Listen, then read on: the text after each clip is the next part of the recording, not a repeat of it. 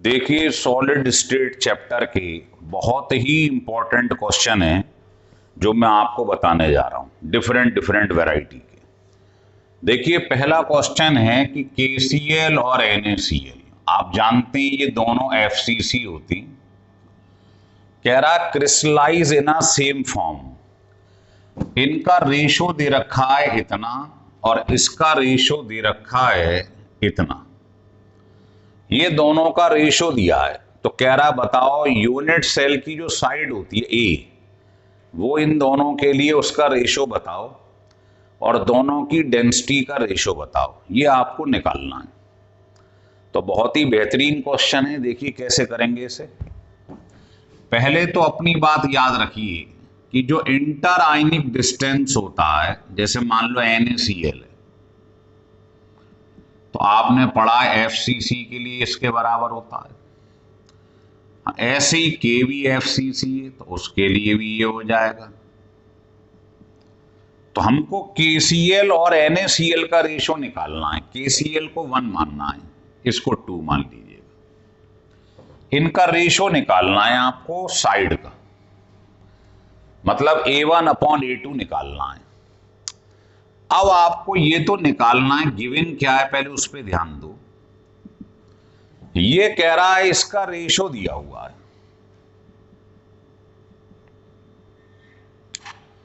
इसका ratio given है। तो हमने क्या करना है, इसका रेशो गिवन है, हमें चाहिए Na+Cl। तो क्या करेंगे, दोनों तरफ 1 ऐड कर दो आप, तो आपके पास ये आ जाएगा। समझ में आ रहा बात। इसको नंबर 1 इक्वेशन मान लो। ऐसे ही इस पर आ जाओ आप। यहां पर हमको गिवन है ये, इसकी वैल्यू दी हुई है 0.71। तो यहां से देखिए RNA की वैल्यू आएगी कितनी, 0.52 इंटू CL। तो क्या मैं अगले स्टेप में Na की जगह ये लिख दूं, कोई गलती तो नहीं कर रहा हूं। बस अपना टारगेट ध्यान रखना, मुझे इसका सम निकालना है। तो अब क्या करा, क्रॉस मल्टीप्लाई कर दिए। तो बताइए, इसको उधर ले गया, इसको नीचे ले गया, तो यहां क्या आ जाएगा, ये आ गया। के उधर ले गए, 0.71 को नीचे ले आए, इसको नीचे ले आए। अब बिल्कुल वही ट्रिक लगाएंगे जो इसमें लगाइए। क्या, दोनों तरफ 1 ऐड कर दो आप,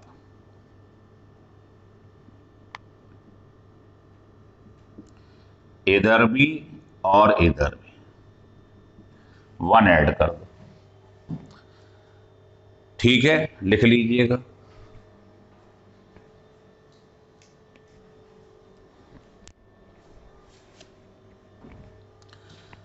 जैसे ही 1 ऐड करोगे तो आपके पास क्या आ जाएगा, जरा इधर की तरफ चलें। आइए थोड़ी जगह यहां से ले लेती। तो ये वैल्यू आ जाएगी ये,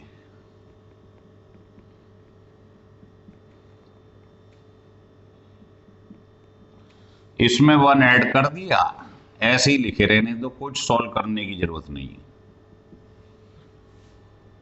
आ गया। अब एक इक्वेशन आपके पास ये है, एक KCl वाले, तो इससे डिवाइड कर दो इसको।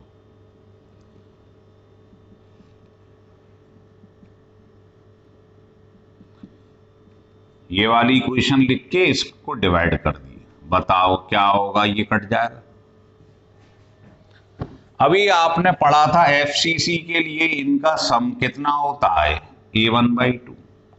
इसके लिए क्या है, A2/2। बस डिवाइड कर दिए दोनों को।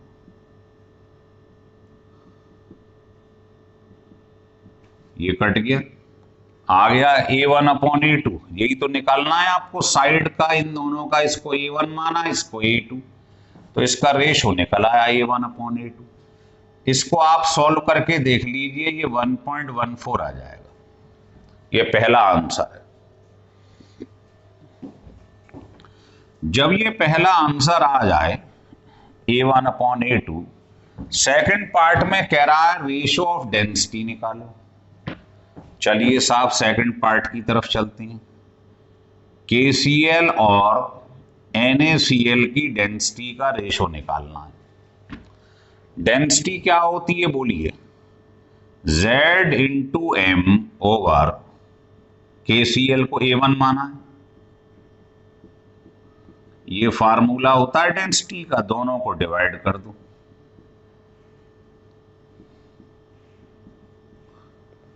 अब आप देखिए दोनों का Z सेम है क्योंकि दोनों FCC हैं, तो दोनों का Z 4 होगा, कट जाएगा। ये दोनों कांस्टेंट हैं, कट जाएंगे। इसका M1 मॉलिक्यूलर वेट मान लिया, इसका M2 मान लिया है, तो बताइए ये आ जाएगा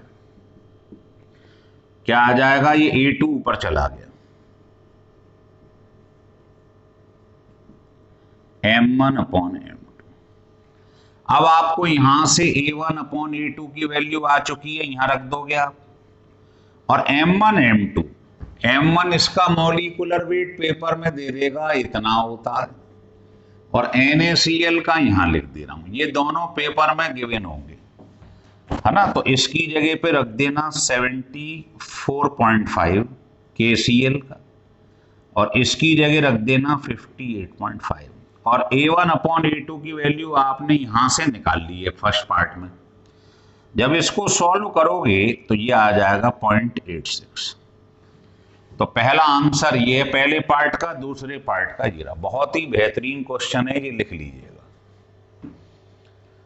हो गया क्लियर? चलिए अब आपको दूसरा क्वेश्चन दिखाते हैं, इसको आप स्टिल करके 2 बार कर लेना इस क्वेश्चन को।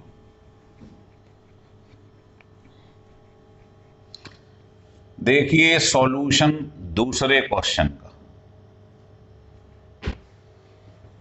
आपसे कह रहा है कि एक नॉन स्टाइकोमीट्रिक क्रिस्टल, ये इसमें देखो इनका रेशो सेम नहीं है, तो इनको कहते हैं नॉन स्टाइकोमीट्रिक क्रिस्टल।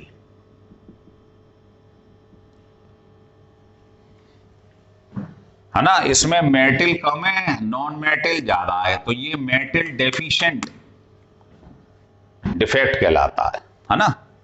तो देखिए वो कह रहा है ये फार्मूला है एक मेटल के ऑक्साइड का, इसके अंदर जो मेटल है वो 2 फॉर्म में पाया जा रहा है, M2 और M3। तो कह रहा है M3 का फ्रैक्शन निकाल के दिखाओ, इसकी परसेंटेज कितनी है ये निकाल के दिखाओ। तो ये क्वेश्चन इस टाइप के बोर्ड में और कंपटीशन दोनों में आते रहे हैं। तो कैसे करेंगे क्वेश्चन को देखिएगा। हमने लेट करके मान लिया ये जो मेटल है ना ये 2 फॉर्म में मिलता है, वो कह रहा है M2 और M3।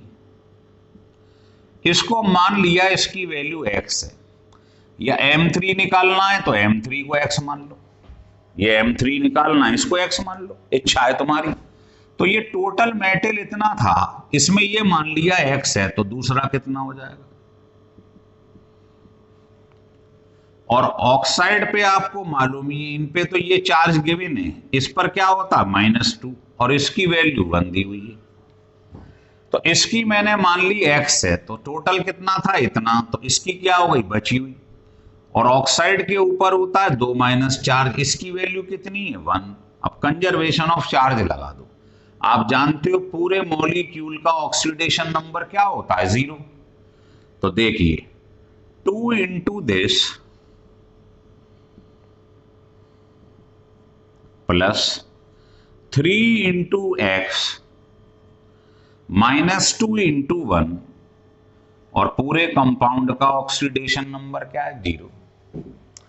जो भी चार्ज हो into this, charge into this, charge into this add कर दो, इससे तुम्हारे पास x की वैल्यू आ जाएगी।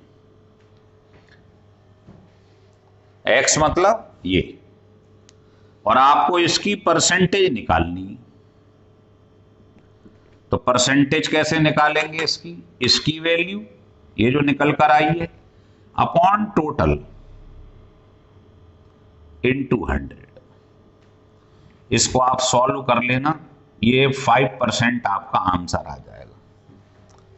तो इस टाइप के क्वेश्चन बहुत आ रहे हैं आजकल पेपर में, लिख लो।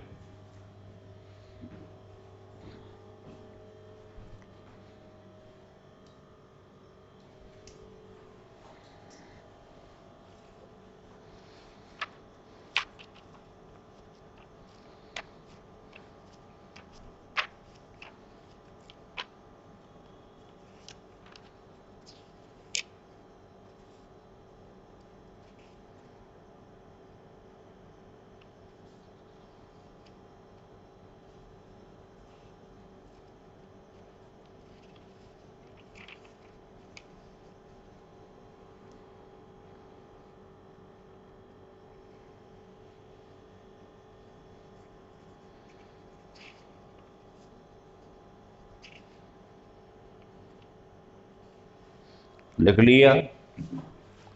चलिए, अब इसमें क्या होता है, इनमें वैल्यू बदलते रहती है ना। यही जेई में क्वेश्चन आ गया एक बार, उसमें क्या था, ये दिया हुआ था,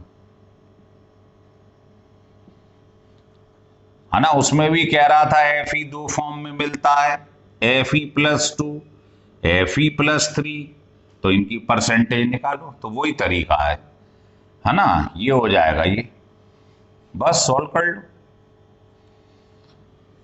हो गया क्लियर बस। तो यहां पर क्या आ जाएगा, ये अपॉन टोटल। तो सिमेट्री है इसके अंदर, कुछ भी यहां लिख सकता है, निकिल लिख देगा, यहां 0.98 लिख देगा, यही तरीका है उसका। तो ये जो आप नॉन स्टाइकोमीट्रिक डिफेक्ट के क्वेश्चन देख रहे थे, ये खूब पूछे जाती है। अब आपको क्वेश्चन नंबर 3 का सॉल्यूशन बताता हूं। ये कह रहा है एक कंपाउंड है formed by 2 element, in 2 element से बना है, जिसमें Y CCP है। Y जो है CCP है, तो आपको बताया है CCPO, FCCO, HCPO। मान लो इसमें N एटम है, तो बताओ जो X है, वो कह रहा है जो X है वो 1/3 है टेट्राहीड्रल वॉइड का। तो हमने ये बताया था अगर इसमें एटम N है तो ऑक्टाहीड्रल वॉइड जो है वो इसके बराबर होती है, और जो टेट्राहीड्रल वॉइड होती है वो इसका डबल होती है। याद है आपको बात? तो वो कह रहा Y जो है वो CCP है, क्यूबिक क्लोज पैकिंग, तो इसमें मान लिया एटम N है, तो जो X है वो टेट्राहीड्रल वॉइड का 1/3 है। ये जो है X 1/3 है टेट्राहीड्रल वॉइड का, तो टेट्राहीड्रल वॉइड होती है 2N, उसका 1/3। तो बताइए ये कौन है, X है, तो ये क्या हुआ, कट गया, रेशो है ना X और Y का, तो ये कितना है Y1, ये क्या है 2/3, उधर ले जाओ, तो ये आपका आंसर आ गया। लेकिन वो कह रहा है फार्मूला हम ये दे रहे हैं X से YB, तो बताओ A की जगह क्या लिखा है 2, B की जगह क्या लिखा है 3, तो A + B कितना आ गया 5। ये क्वेश्चन बहुत इंपॉर्टेंट है, ये जेई में आया हुआ है। हो गया क्लियर, इसको लिख लीजिएगा।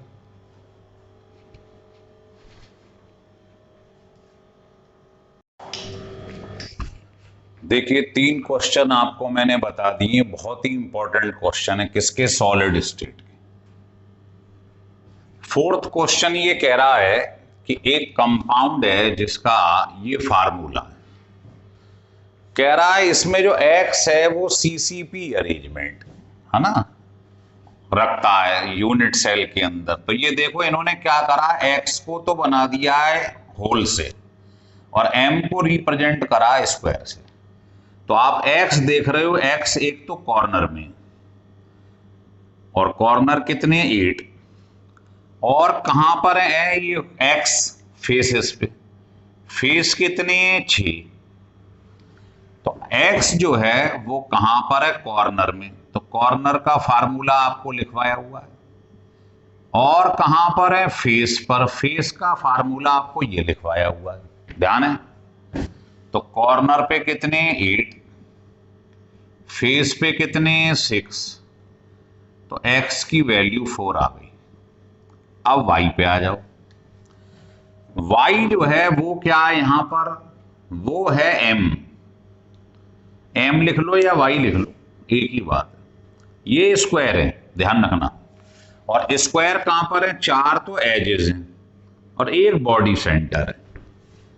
तो ये एजेस पे, एजेस का फार्मूला ये होता है और बॉडी सेंटर का ये होता है, याद है। तो एजेस पे वो बता रहा 4 है और बॉडी के सेंटर पे 1 है। बॉडी के सेंटर पे 1 है और 4 हैं एजेस पे। तो ये सॉल्व करके कितना आ जाएगा 2, है ना। तो आपके पास formula M P X Q, तो और आपके पास आ क्या रहा है, m2 आ रहा है और x4 आ रहा है। इंपेरिकल फार्मूला में क्या है, ये जो नंबर होता है इसको सिंपलेस्ट चेंज कर लेते हैं।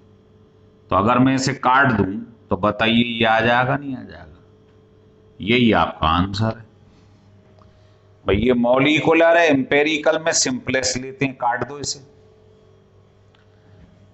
दूसरा सवाल ये है, ये कह रहा है मैं आपको 4 ऑप्शन दे रहा हूं, बताइए करेक्ट स्टेटमेंट कौन सा है। स्टेटमेंट भी हो सकता है, स्टेटमेंट्स भी हो सकते हैं। तो पहला कह रहा है फ्रैंकल डिफेक्ट किसमें होता है, जिसमें स्मॉल डिफरेंस होता है दोनों की रेडियस में। तो ये गलत है। आपको फ्रैंकल डिफेक्ट में बताया क्या होता है, याद है। ये होता था फ्रैंकल डिफेक्ट, अगर याद आ रहा हो। थोड़ा सा बता देता हूं जिससे समझ में आ जाए। ये आयनिक क्रिस्टल है। इसमें क्या होता था कि कैटाइन अपनी जगह छोड़ देता था, एनाइन नहीं, क्योंकि इसका साइज छोटा होता है। कैटाइन अपनी जगह छोड़कर कहां आ जाता था, किसी भी इंटरस्टिशियल मतलब खाली जगह पे, यहां से। तो एक तो डिसलोकेशन होता है, अपनी जगह छोड़ देता है। तो एक ये कह रहा है एफ डी मतलब Frenkel defect is a dislocation, ये सही है। डिसलोकेट हो जाता है, अपनी पोजीशन से हट जाता है। और साइज आपको बताया था फ्रैंकल डिफेक्ट में, कैटाइन और एनाइन, इनका जो बीच में डिफरेंस है वो लार्ज होना चाहिए। ये कह रहा है स्मॉल होना चाहिए, स्मॉल डिफरेंस, तो ये गलत बोल रहा है। स्मॉल डिफरेंस जो होता है वो स्कॉटी डिफेक्ट में होता है। तीसरा कह रहा है trapping of an electron in a lattice leads to the formation of F centre, तो ये सही बोल रहा है। आपको ध्यान है नॉन स्टाइकोमीट्रिक डिफेक्ट में आपको पढ़ाया गया था ऐसे कि होता क्या है ना। वैकेंसी आपने पढ़ी थी ना, एनाइन वैकेंसी, वही है ये एनाइन वैकेंसी। क्या होता था याद करो, कोई भी एनाइन अपनी जगह छोड़ देता है और उसकी जगह ट्रैप कर लेता है इलेक्ट्रॉन, इसको बोलते हैं एफ सेंटर या कलर सेंटर, है ना। इसकी वजह से क्या होता है आप जानते हो, चीज पैरामैग्नेटिक हो जाती है, कंडक्टिविटी बढ़ जाती है, इंटेंसिटी ऑफ कलर बढ़ जाता है ना, इसकी वजह से। तो जो इलेक्ट्रॉन एंट्रैप करता है जगह, उसे बोलते हैं एफ सेंटर। तो यही कह रहा है जो ट्रैपिंग हो जाती है इलेक्ट्रॉन की, उसको एफ सेंटर कहते हैं, सही बोल रहा है। अगला कह रहा है स्कॉटी डिफेक्ट में कोई इफेक्ट नहीं पड़ता फिजिकल पे, ये गलत है। क्योंकि स्कॉटी डिफेक्ट आप जानते हो डेंसिटी के इनवर्सली प्रोपोर्शनल होता है। तो डेंसिटी क्या है, फिजिकल प्रॉपर्टी। तो स्कॉटी डिफेक्ट में क्या होता है, एक कैटाइन और एक एनाइन अपनी जगह डिस्प्लेस कर देता है, हट जाता है वहां से, तो डेंसिटी कम हो जाएगी। तो इसमें फिजिकल प्रॉपर्टी चेंज हो रही है, पर ये कह रहा नहीं हो रही है, तो गलत बोल रहा है। ये भी क्वेश्चन जेई का है, ये भी क्वेश्चन जेई का है, लिख लीजिएगा।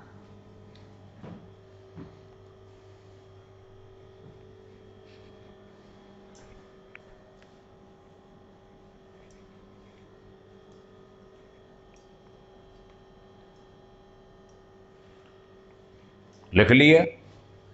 ये 2012 में आया हुआ है, ये 2009 में आया हुआ है। चलिए देखिए 5 क्वेश्चन हमने आपको बता दिए। ये क्वेश्चन 6 है, ये 7, ये 8, 3 क्वेश्चन अब हम आपको बताने जा रहे हैं। देखिए क्वेश्चन नंबर 6 में बात कर रहा है ग्रेफाइट की और डायमंड की। तो ग्रेफाइट और डायमंड में आपने 4-5 डिफरेंस पढ़े हुए हैं, याद करो। पहले क्वेश्चन को छोड़ दो। ग्रेफाइट में होता है sp2 हाइब्रिडाइजेशन, डायमंड में sp3। इसकी वजह से इसकी आपने सुना होगा हेक्सागोनल शीट लाइक स्ट्रक्चर होता है ना, और इसीलिए ये बहुत बढ़िया लुब्रिकेशन का काम करता है ना, लुब्रिकेंट होता है बहुत बढ़िया इस शीट की वजह से। और ये होता है हार्डेस्ट एलिमेंट।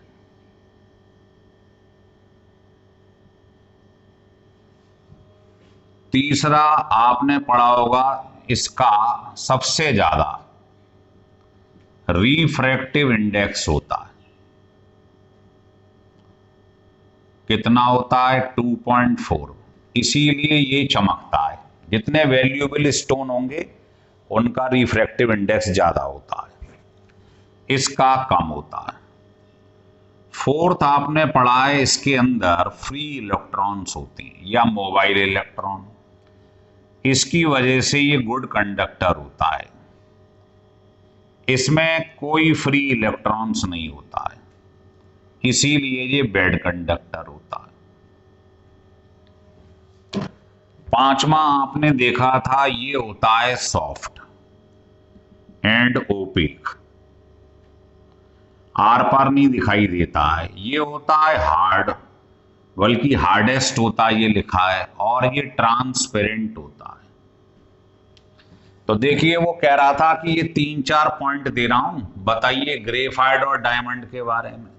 पहला, ग्रेफाइट हार्डर होता है डायमंड से, गलत बोल रहा है। दूसरा, इलेक्ट्रिकल कंडक्टिविटी ग्रेफाइट की ज्यादा होती है, तो सही बोल रहा है क्योंकि इसमें फ्री इलेक्ट्रॉन्स होता है। तीसरा, इसका ज्यादा रिफ्रैक्टिव इंडेक्स होता है ग्रेफाइट का, तो गलत बोल रहा है। रिफ्रैक्टिव इंडेक्स तो हाईएस्ट किसका होता है? डायमंड का। चौथा कह रहा है इसमें sp2 है, इसमें sp3 है, तो बिल्कुल सही बोल रहा है। तो ये 2 statement B and D correct हो गए। अगला क्वेश्चन कह रहा है मैं आपको आयनिक रेडियाई इन तीनों की दे रहा हूं, तो कह रहा है इनके कोऑर्डिनेशन नंबर बताओ, इसका और इसका। तो आपको ध्यान होगा रेडियस रेशो, रेडियस कभी भी दी हो तो रेडियस रेशो निकाल लो। अब वो आरबी और बी आर की बात कर रहा है, तो आरबी का दे रखा है इतना और बी आर का दिया है इतना। ये आ गई आरबी आर 0.76। फिर बात कर रहा है के बी आर का, तो के का कितना साइज है प्लस का, और बी आर का इतना है। तो ये रेडियस रेशो मैंने निकाल लिया के बी आर का, के प्लस और बी आर। ये सॉल्व करने पे 0.7 आ जाता है। तो आपको जो मैंने रेडियस रेशो की टेबल लिखवाई है, ध्यान होगा उसमें ध्यान करो। अगर ये वैल्यू क्या हो 0.732 से 0.99 तक आ जाए, ये उसके बीच में आ रहा, तो कोऑर्डिनेशन नंबर 8 होता। और अगर वैल्यू आ जाए इससे कम 0.414 से 0.732, 0.7 इसके बीच में आ रहा है, तो कोऑर्डिनेशन नंबर होता है 6। तो आपका आंसर आ गया 8 और 6, ये वाला आंसर। मतलब तीनों की रेडियस दिए ना, तो कोऑर्डिनेशन नंबर निकालना है, तो रेडियस रेशो निकाल लिया करो, तो रेंज से मालूम पड़ जाता है कोऑर्डिनेशन नंबर कितना है। लिख लीजिएगा।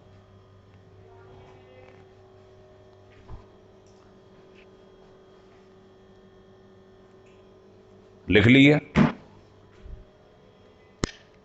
देखिए, अब मैं आपको क्वेश्चन 8 बताता हूं।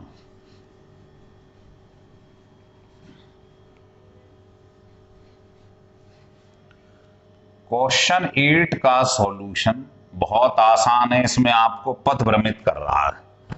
ये कह रहा है एक एम मेटल है जो FCC है, एक एन मेटल है जो BCC है। कह रहा दोनों में सेम नंबर ऑफ एटम है। अगर डेंसिटी m की n से ज्यादा है तो बताओ ratio between the number of atom in a unit cell. तो बताइए FCC और BCC, बताओ इसमें number of atom unit cell में कितने होते हैं? 4। इसमें कितने होते हैं? 2। बताओ डेंसिटी का कोई लेना देना है इससे? नहीं। तो बस आपको इनका रेशो बताना है नंबर ऑफ एटम का।